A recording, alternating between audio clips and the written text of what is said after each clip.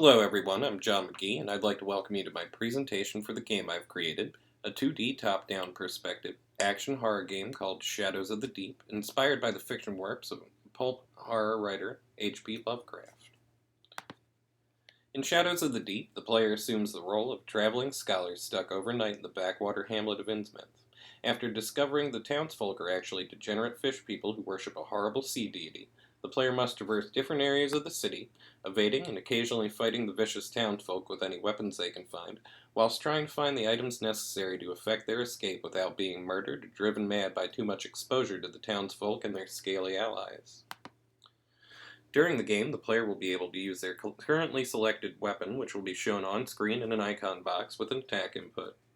maneuver the character vertically and horizontally across the game maps, and will utilize a context-sensitive input to do things like leap floor gaps, climb ladders, and interact with non-enemy NPCs in specified areas.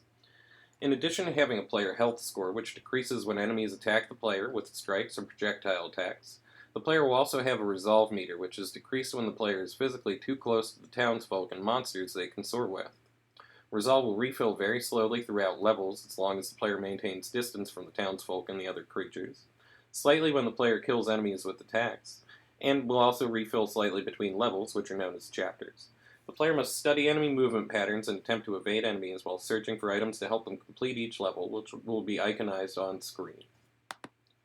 Shadows of the Deep draws an immense amount of inspiration from the works of Howard Phillips Lovecraft, whom I had mentioned earlier in the presentation. Specifically, his now public domain story, The Shadow over Innsmouth, informs much of the game's atmosphere, level design, and storyline, with some unique deviations from the pulp writer's original tale.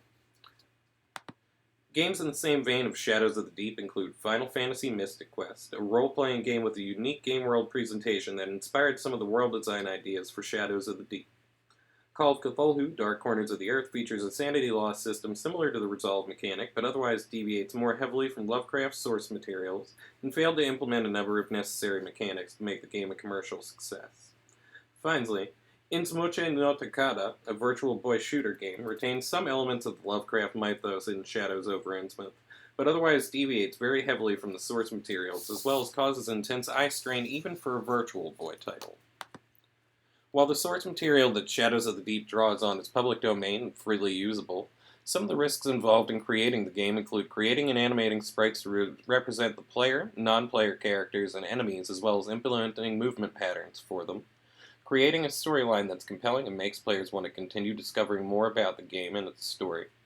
spreading out the antagonists in the game to keep the player from being overwhelmed by resolve loss and going mad while still making the game challenging,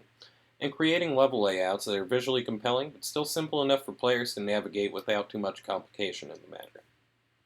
I hope you've enjoyed my presentation for Shadows of the Deep, and I look forward to hearing your commentary. The following are reference pages for the artwork I've used thus far in the project.